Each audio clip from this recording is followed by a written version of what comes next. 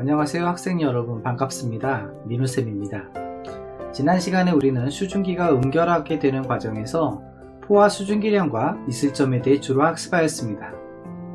오늘 배우는 구름은 공기 중에 수증기가 물방울이 되어 모여있는 것을 말합니다.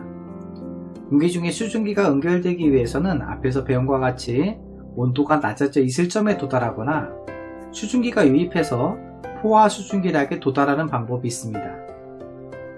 가뭄이 심해지면 인공강우를 통해 비를 만든다는 뉴스 보신 적 있으시죠? 그렇다면 이 인공강우는 어떤 원리를 통해 비를 만드는 걸까요? 이미 배운 원리를 이용하는 것이니 어려운 용어들이 등장하더라도 당황하지 말고 열심히 수업에 참여해 주시기 바랍니다. 자, 그럼 지금부터 학습을 시작하겠습니다.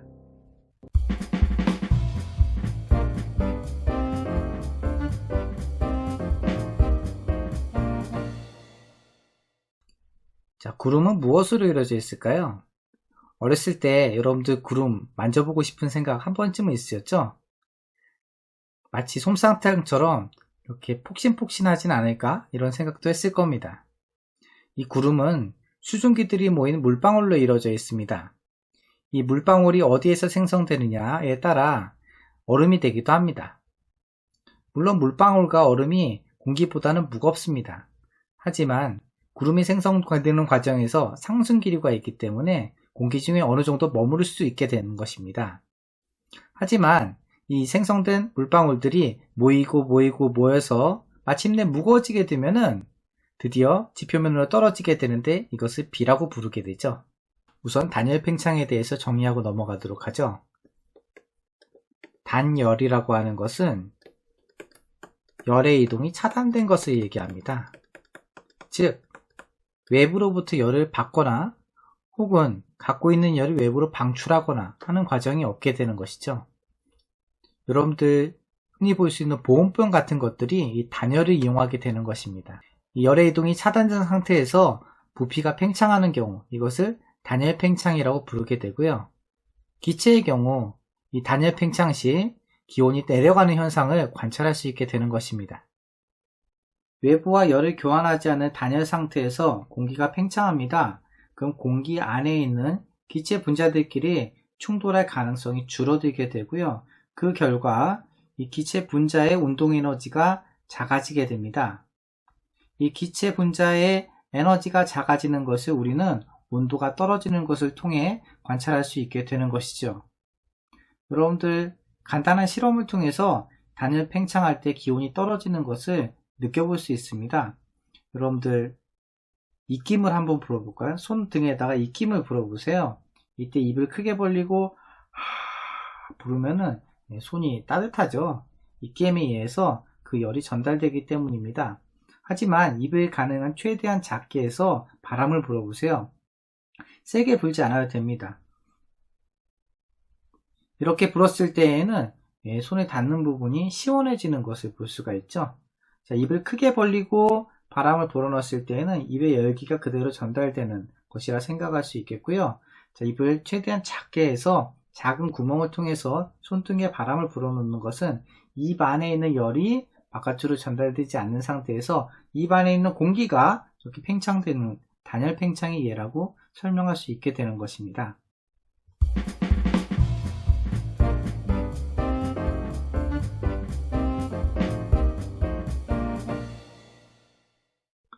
자, 오늘은 교과서 68페이지에 있는 내용부터 살펴볼 겁니다.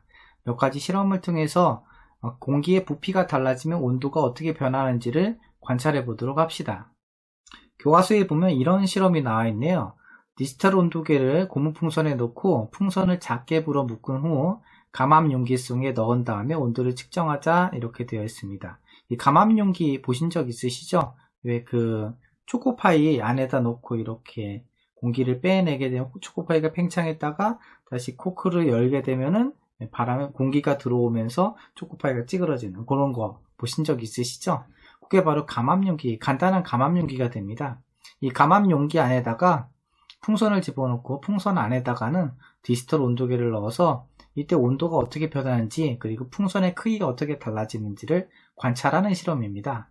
자, 펌프를 이용해서 감압용기 속의 공기를 빼냅니다. 이때 고무풍선의 크기를 관찰하고 온도를 측정한다고 되어 있죠. 압력이 작아지게 되니까 누르는 압력이 작아지게 되면 공기의 압력이 이렇게 있다가 이 공기 압력이 사라집니다.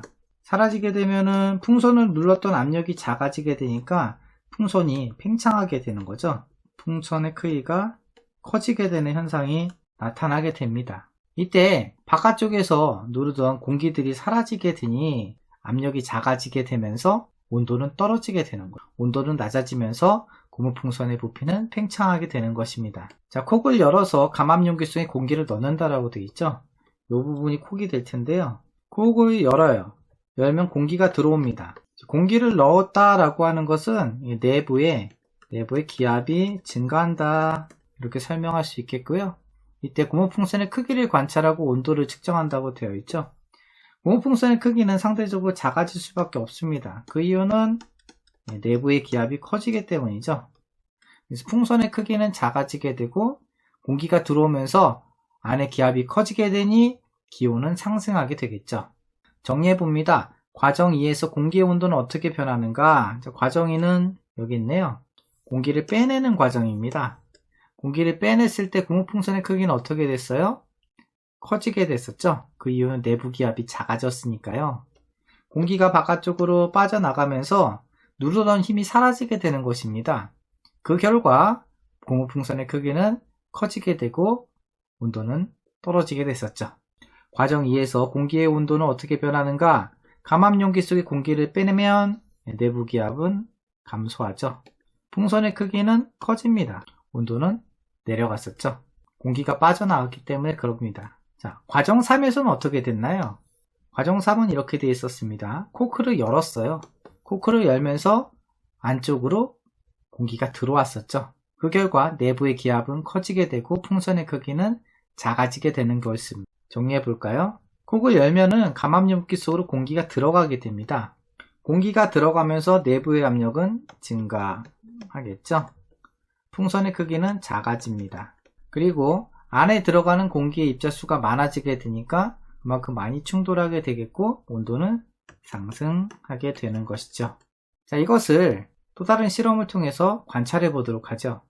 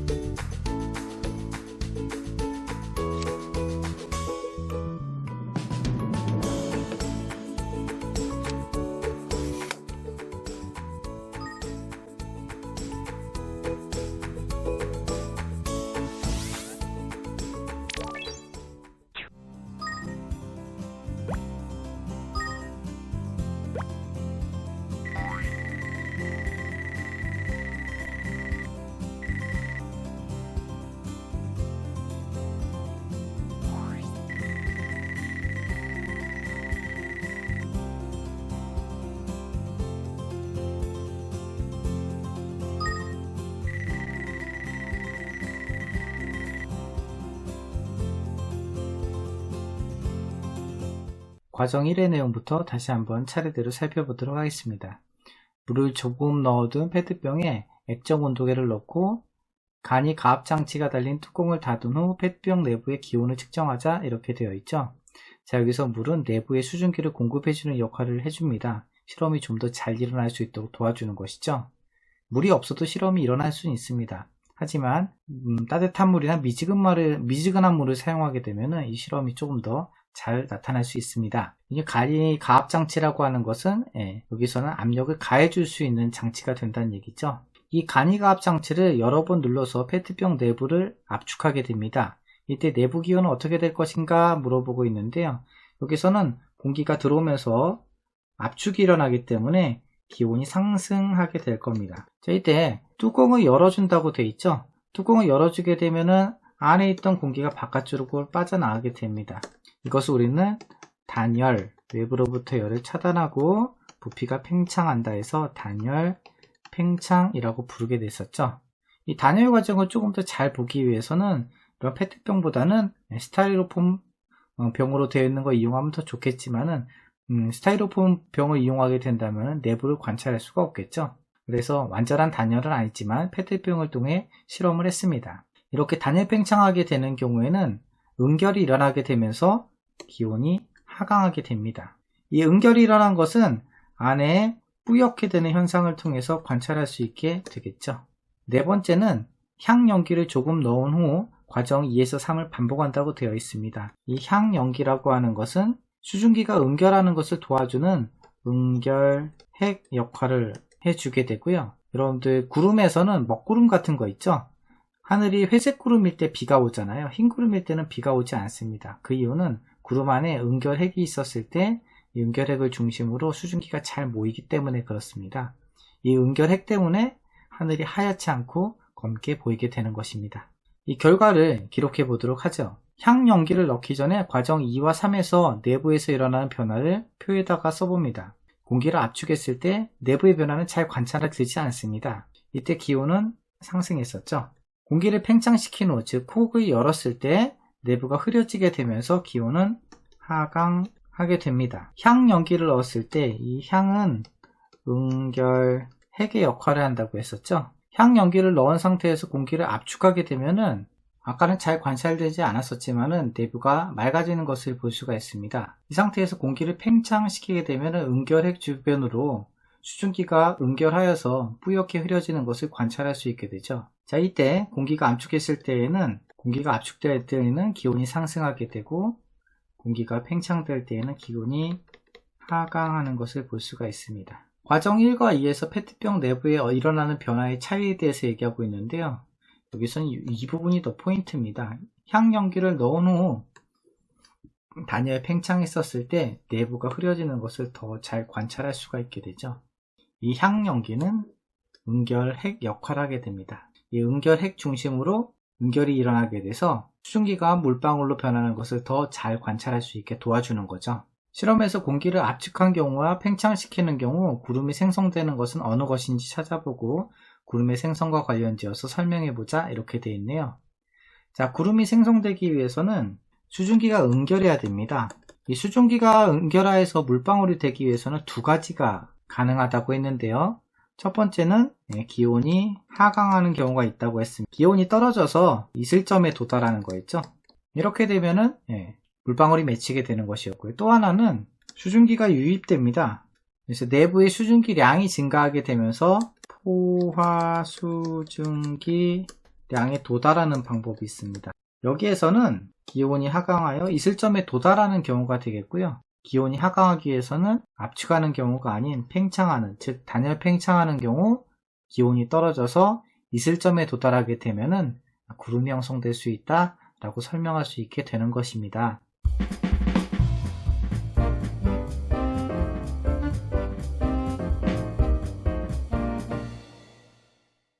자, 이제 구름의 형성에 대해서 얘기해 보도록 하죠. 대기 중에 수증기로부터 만들어진 물방울이나 얼음 알갱이가 하늘에 떠 있는 것을 얘기하게 됩니다. 일반적으로 구름이 만들어지는 과정을 단계별로 살펴보도록 하겠습니다. 어떠한 이유에서인지 공기가 상승합니다. 공기가 상승하게 되면은 단열 팽창이 일어나고요. 그 결과 기온이 떨어지게 되죠. 기온이 떨어지다가 마침내 있을 점에 도달하게 되면은 수증기가 응결하여 구름으로 만들어지게 되는 것입니다. 옆에 그림을 볼까요? 여기에서는 이 부분이 가열된다고 되어 있네요. 열을 가하게 되니 뜨거워지게 되고 주변보다 뜨거워진 공기는 움직임이 활발해지면서 상대적으로 가벼워지게 됩니다. 위로 상승하죠. 주변의 압력이 작아지게 됩니다. 작아진 상태니 부피는 팽창하게 되겠고요. 이 단열 팽창된 상태에서는 기온이 떨어지게 됩니다. 계속 위로 상승한 공기는 마침내 이슬점에 도달하게 되고요. 이슬점에 도달한 이 공기는 응결이 일어나게 되면서 구름이 생성되게 되는 것입니다. 자, 이때 기온이 떨어진다 라고 하는 부분은 우리 앞에서 배웠던 걸 정리해 보면은 포화 수증기량은 감소한다 라고도 얘기했습니다. 여기선 수증기의 유입이 없습니다. 수증기의 유입이 없으니 우리 상대 습도에서 포화 수증기량만 감소하게 되는 것이고요. 원래 수증기의 양은 변화가 없습니다. 그러니 상대 습도의 양은 증가하는 건가요? 감소하는 건가요? 상대 습도는 증가하게 되는 것이죠. 습도가 증가하면서 마침내 응결하게 되는 것입니다. 이 구름이 상승하는 과정은 크게 세 수로 나눠서 설명할 수가 있습니다. 첫 번째는 지표의 일부가 가열되는 경우죠. 공기가 뜨거워져서 상승하는 겁니다. 두 번째는 이동하던 공기가 지형에 따라 산을 타고 올라가는 경우가 있습니다. 이렇게 되면은 공기의 이동에 따라 산을 타고 올라가게 되고요. 그 결과 기압이 낮아지면서 부피가 팽창하게 되는 것입니다. 또 하나는 찬 공기와 따뜻한 공기가 만날 때가 있습니다. 찬 공기는 무겁습니다. 이 무거운 공기와 따뜻한 공기, 가벼운 공기가 만나게 되면은 이 가벼운 공기가 무거운 공기를 타고 올라가게 되면서 구름으로 형성이 되는 것입니다. 지금까지 구름이 만들어지는 과정을 영상을 통해 정리해 보도록 하겠습니다.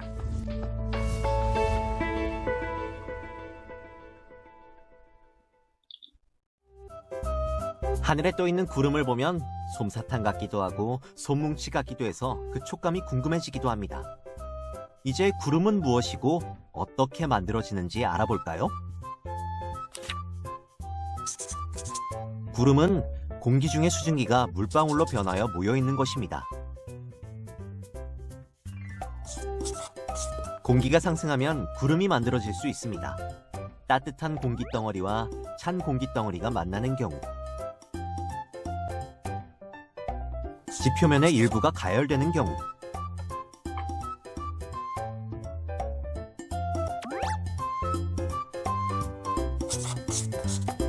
이동하는 공기덩어리가 산을 만나는 경우 공기가 상승합니다.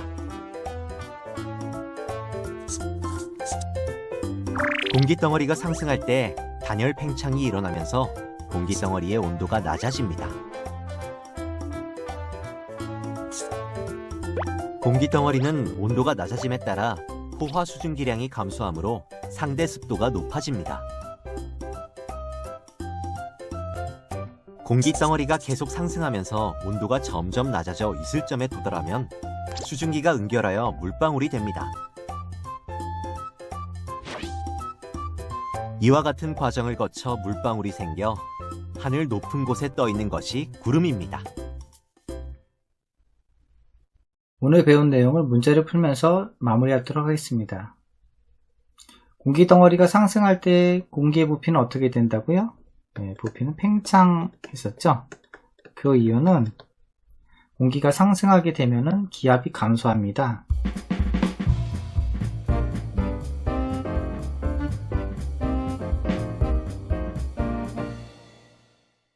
여기서 주변 기압이 감소하게 되죠. 주변 기압이 감소하게 되니까 누르는 힘이 약해지게 되고 그 결과 공기는 팽창하게 됩니다. 기온은 어떻게 된다고요? 네, 기온은 하강하게 되는 것이죠. 2번, 공기가 상승하여 구름이 만들어지는 경우 여기서는 세 가지로 얘기할 수 있었습니다. 하나는 주변보다 온도가 높죠. 또 하나는 지형, 산 같은 경우죠. 지형에 의해 공기가 상승하는 경우가 있었고요.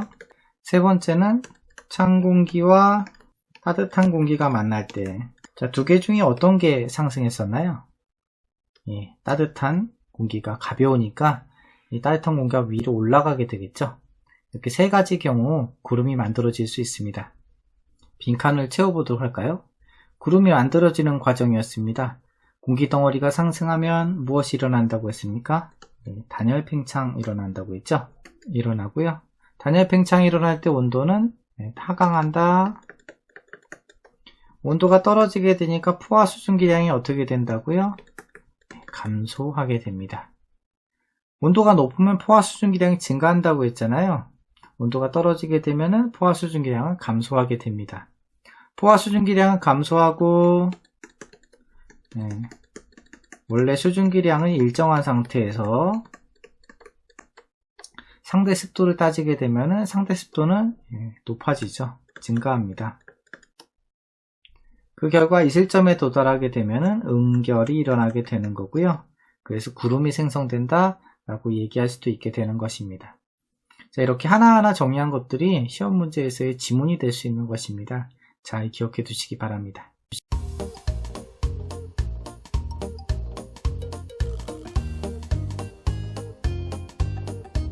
오늘은 구름의 생성 과정에 대해서 배워봤습니다. 지난 시간에 배웠던 포화 수증기량을 이용하게 되는 것이죠. 온도가 낮아지게 되면 포화 수증기량이 줄어들게 되면서 습도가 높아지게 되는 현상을 관찰할 수 있다라고 얘기했습니다. 구름이 생성되는 과정은 이렇게 여러 용어들을 통해 설명할 수도 있지만은 쉽게 설명하면은 온도가 떨어지게 되면은 물방울이 형성될 수 있다, 이 내용이 되는 것입니다. 너무 어렵게 생각하지 마시고 배웠던 내용들을 차근차근 되돌아보시면서 구름의 생성 과정들을 정리해 보시기 바랍니다. 수고 많으셨습니다.